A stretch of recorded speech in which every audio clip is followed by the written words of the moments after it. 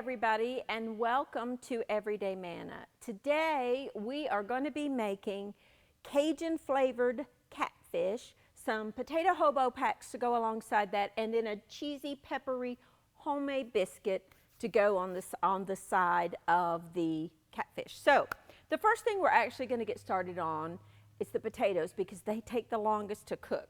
Now I have here just some peeled Idaho russet potatoes, and I thought today I would show you how I use one of my favorite kitchen tools. I have one of these in my home kitchen and I use it all the time. It's a mandolin. Various brands make these things. This particular one happens to be from Oneida. You can get them anywhere. Anywhere that sells kitchen stuff will sell them. They all operate about the same. What it is it's a very, very sharp blade, and on this particular one, it has a dial that you can change the thickness. It'll raise or lower this thing, whether you want them paper thin or thick. They really are a good tool to have in your kitchen. If you don't have one of these, you can just slice the potatoes thin with a knife. But I thought I would show you one. They will all come with a guard. You need to make sure that you use the guard. It has these little prongs in there, and you just put whatever it is that you're slicing. And then as you get down, the guard fits on the little rails. You just start pushing with your finger, and it slices all of your pieces the same thickness. So I'm just going to keep slicing these potatoes up. Let me show you this real quick before I put this on there. You see how it has these little prongs? You can't really see the black, but it has like silver little prongs, and you just put your potato or your carrot or whatever you're slicing on that, and you can adjust your thickness with your dial. It really does do well. You will have a little bit of a thicker end left. You can, if you want, do it down so far and then put your guard on there, but unless you're really adept at stuff, I don't recommend it because you will cut your fingers. That blade is very sharp. This is not a tool I would let children use till they're older because you really can hurt yourself. And it just makes very quick work of slicing a lot of things, and it makes them all even so they cook more even. You will have to move your little mandolin around. Whoops. As you get further down. You will also need, for this recipe, some sheets of aluminum foil.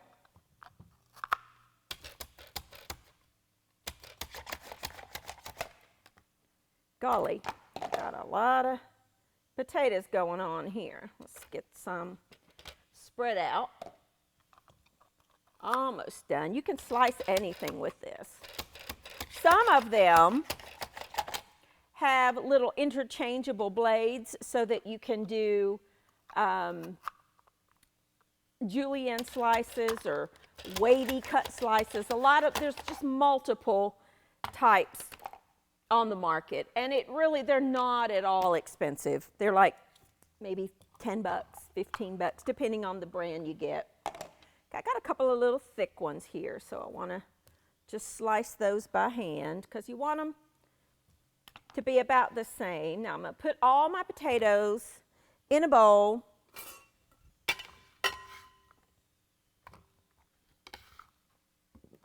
Oops, come on you.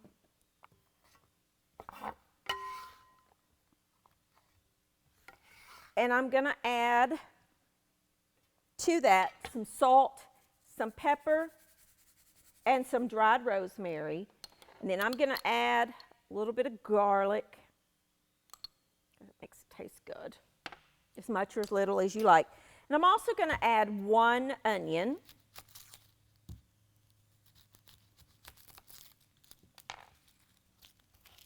That I'm going to slice. You could do it on the mandolin if you wanted to. Just take that outer little thin paper layer off. Get a knife, the proper knife, not a boning knife, and just slice your potatoes or your onion kind of thin. You could use a red onion, you could use a Vidalia onion, you could use scallions, you could use, this is just a yellow onion. You could use any kind of onion you want.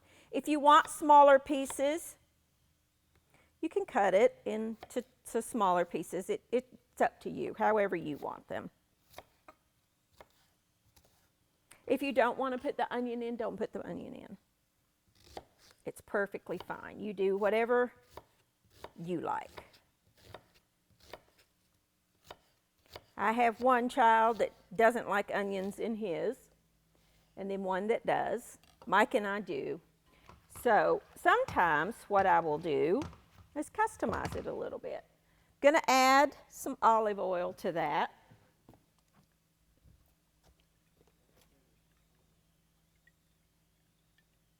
Got my oven preheated to 400 degrees, 375, 400. Now, if you've got some that doesn't like the onions, make a packet without any onions in it. So take some of the potatoes, place it in the center of your foil. You can fold it up any which way that you like. I sometimes like to do it long way so they're not as thick in there. They cook a little quicker. Just fold them up. Then add the onion to the rest.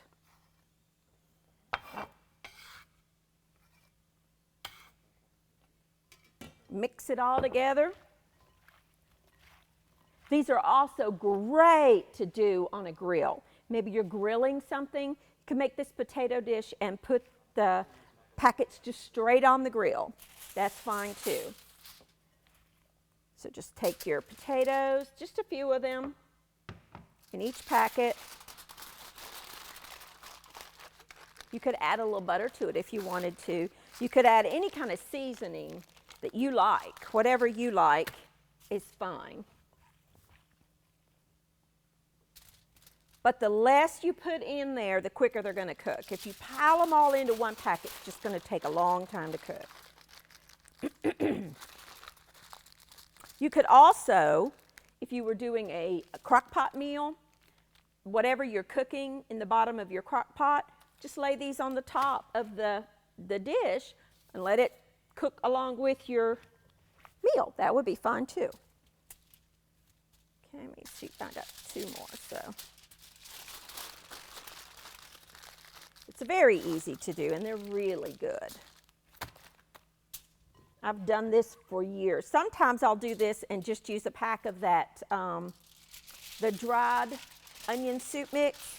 You can use those too. That's delicious also, however you want to do it. Let's see if I can squeeze one more. I think I can. So we'll put the remainder of this onto this sheet.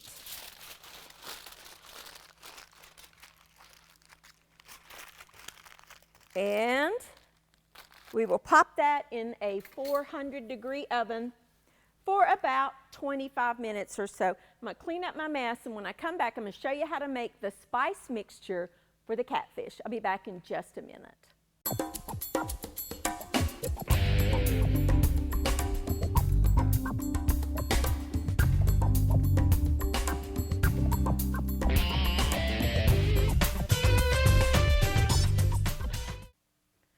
All right, now our Hobo packs, our potato packets are in the oven and they're going to bake 20, 25 minutes just until they're tender. I have here, we're going to make a Cajun flavored or blackened catfish. I'm not going to fry it in the skillet. This is an oven baked Cajun flavored catfish. It's a lot less messy, but if you wanted to fry this in a skillet, you could do that too. Now I'm using catfish.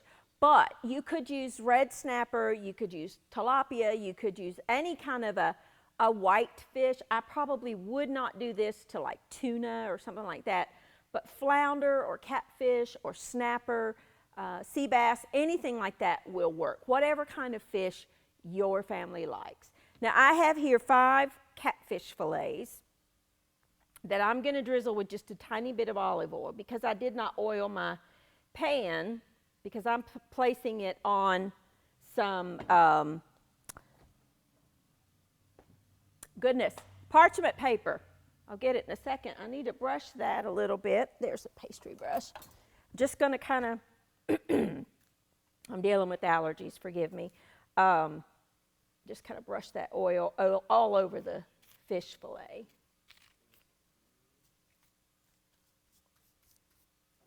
Now my children love fish. My husband loves fish. So this is you know, one of the things that would go over real well in my house. I'm going to sprinkle it with just a little bit of salt, probably about 1/8 of a teaspoon per fillet. Fish is very, you know, different fishes taste different. Some are much milder, some are much stronger. It just depends on the fish. Now here's where we're going to make our own spice blend. I have here just some chili pepper, some cumin, some seasoning salt, some onion powder, some dried oregano that I'm going to put in my hands and kind of bloom that flavor. I personally like the Greek oregano, but you use whatever you have. Some black pepper. This is a spicy dish. Excuse me. This is a spicy dish. Now, I did not have any of the just crushed red pepper, the powdered kind. So I am using just some red pepper flakes because I didn't have any. So if you have the powdered kind, you can use that. If not, just use red pepper flakes. Stir that all together. Oh my goodness, my voice is not wanting to cooperate today. It's that time of year, allergy season. And then you want to sprinkle some of this over each fillet. Now, if you've got maybe a child or someone who does not like spicier foods, you could leave one of your fillets or 2 of them, however you wanted to do it, without any spice on it. I've actually got a couple of little ones that I'm going to be feeding today that might not like this heat. So let's see what we can find to put on theirs. I didn't plan this ahead, so let's see what we got. Oh, I have a lemon. That'll work. Actually, I'll grab both of them because lemon is really good on fish. So if you need to, you know, maybe do one without as much or no none of the, got to get my thoughts together here, spice mixture, what you can do is either use a commercial lemon pepper or just sprinkle a little bit of pepper, little bit, not too spicy, with some lemon over it. And there you go. You can customize. That's the great thing about when you're baking something like this, or like the potatoes. If you need to customize it, it's perfectly fun. Now I will drizzle with just a tiny bit more olive oil. I won't need to brush that over. I just want those spices to bloom under the olive oil. I'm going to put this in the 400-degree oven with the potato packets. Excuse me. This will take about probably 18 to 20 minutes. I'll show you how to test to see if it's done. Fish will flake when it's through, and I'll show you how to do that. So I'm going to pop this in the oven. Tell you what, I'm just going to clean this mess up, get something hot for my throat, and when I come back, we're going to make a homemade biscuit. I'll be back in just a minute.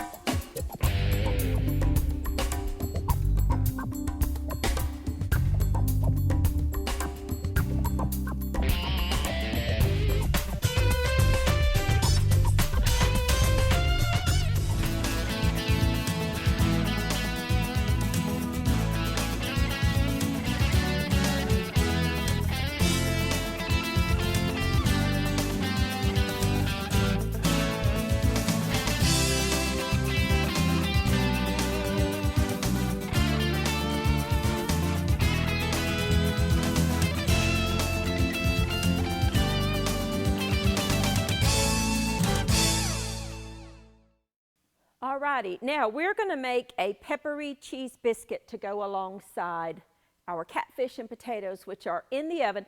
This actually goes in the oven, so you don't even need your stovetop for this meal, which is great. Now, in this bowl, I have 4 cups of all-purpose flour.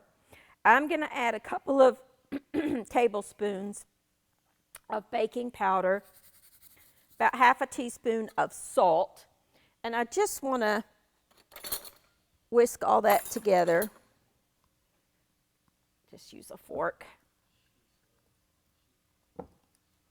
Then I've got a couple of tablespoons of butter that I have cut into cubes. And then I have some shortening. Let's see, I've got about half a cup of shortening. You could use all butter if you wanted, but the shortening adds a little bit of a flakiness that you don't get with the butter. I cut it into cubes, and then you can use a pastry cutter like this to cut in the butter and the shortening. If you don't have one of these tools, you could use your fingers and just pinch it together like this. Either one works. You could use 2 forks, 2 knives. There's 1,000 different ways to do this. Something just dropped. Let me see what that was. Oh, the whisk. That's okay. You want it to resemble kind of like coarse sand. You really just, the point of this is you don't want to see big chunks of butter or shortening. And then at the end, sometimes I like to take my hands and then do this. What that does is that creates long ribbons of the butter and the shortening, which creates like these little pockets in the dough, and it really helps to make them very flaky. So you can do it either way. I mean, this is a hands-on job. That's just all there is to it. Now, this is a peppery cheddar biscuit, so I've got 2 tablespoons of black, coarsely ground black pepper. Okay. I also have a cup and a half of cheddar cheese that I want to stir in. Just use your hands for this. Clean hands are truly an essential tool. Now you want to make a well in the middle. And I have here a cup and a half. I'm using 2% milk, but you could use whatever you have on hand. Now here is where, honestly, it really depends on the humidity in the room. You may need to add a little more milk. You may need to add a little more flour, but I'll show you the consistency that you're looking for. I like to just take a fork and stir it all together, and then get in there with your hands. I think we're going to be okay. Now, I want to put a little bit of all-purpose flour. Did I mention it's all-purpose flour? It is all-purpose flour in the dough. I want to spread that out, and then I'm going to take all of my dough and put it on my board. And I'm going to stir it together, or kind of knead it with my hands to get all that flour worked in about 8 or 10 times. Just take it, push it toward the center. Take one end, push it toward the center. And I like to let this set, you can refrigerate it if you want to, for about 5 minutes or so. What happens is the flour hydrates with the liquid from the milk. If you wanted to use half and half, you could. If you wanted to use heavy cream, you could. Any of those would be fine. Now, what you want to do is cut it in half. Put half of it in your bowl.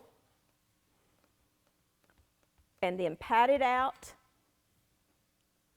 or roll it out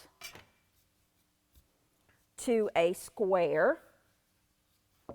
You can use your handy dandy little bench scraper to kind of help you stay in shape. This is actually, you know, I use it a lot for moving vegetables, but this is actually a baker's tool.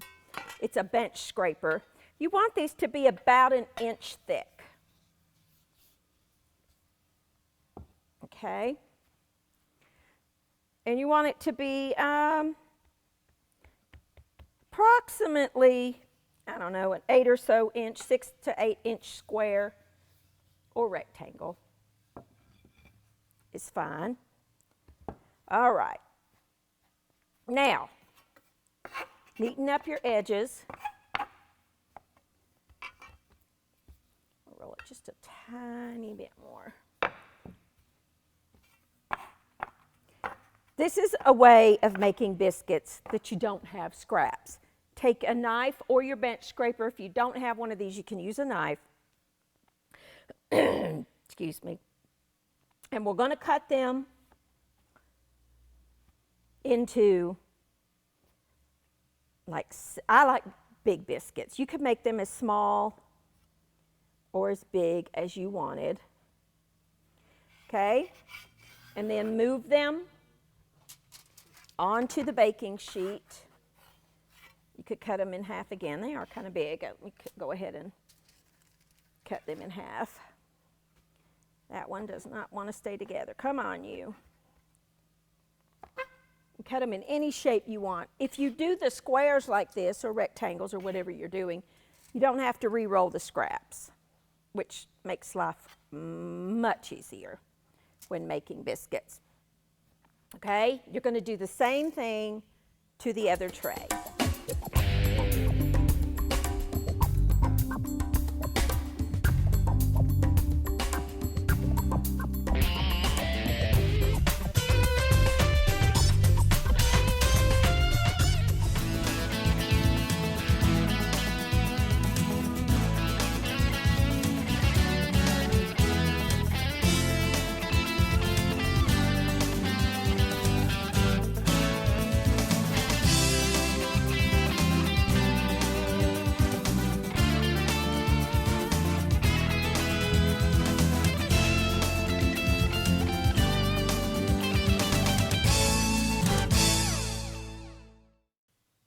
Alrighty, now everything is done, and I want to show you, I've already had some nibblers on the fish, but I want to show you how to tell when fish is done.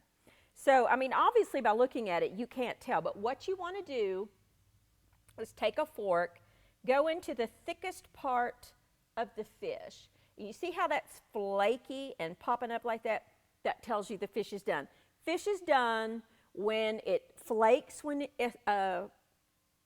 a fork is inserted. And in this particular case, you see how white that is? That tells me that it's done. Now, obviously, like a salmon or a pinky colored fish, you would not be able to use that test on. But there's how you tell when your fish is done. So here is our completed meal. Now, all I did to the biscuits was brush on some, I beat an egg with some water and brush that on the top, and I let them bake. And you see how by folding that dough over, let me just get one here that's not the pretty plate for TV, and you see how it just flakes. You've got lots of little flaky layers in there. That's from the butter. Remember how we cut that in and then we took our hands and we made the long ribbons of butter? Well, that's what that does. And the gooey melted cheese in there, so good. Those are delicious. They're hot. I mean, they've got a lot of pepper in it. If you don't want that much pepper, you can cut them back. But you know, if you've watched this program much at all, you know that I really like pepper. Now, our potato packets, the only piece of advice I have for that is when you open the foil, all right, be careful because you're going to have a lot of steam coming out of there. So be very, very careful. You see how the steam just pops up? You want to let that out of the packet before you, you know, let anybody dive into it, especially kids. Make sure you open that up and then put it on your plate. You could garnish that with some parsley if you wanted to. Fish and lemon are a match made in heaven. So you want to take a little bit of lemon if you have some and squeeze over it. It just is a natural pairing. But there is a quick and easy and, you know, really relatively inexpensive. Catfish is not expensive at the grocery stores. And, you know, we pretty much all have potatoes on hand and flour and cheddar cheese on hand. So you could make this dish with pantry staples. And it's absolutely delicious. Your family's going to love it. I baked my fish, but you could also pan fry it if you wanted to. I would say if you're going to pan fry it, I would go maybe 4 minutes on each side and then test with a fork to make sure that it is, you know, done and cooked all the way through. There's some recipes for you. Try them. Let me know what you think. And I'm going to be working on some more fish recipes. I know I get a lot of requests for fish recipes. I think out of pretty much everything, I think fish is the one protein that people are confused how to cook. So we're going to be doing some more fish recipes for you. Thank you for joining with me, and I will see you next time on Everyday Manna.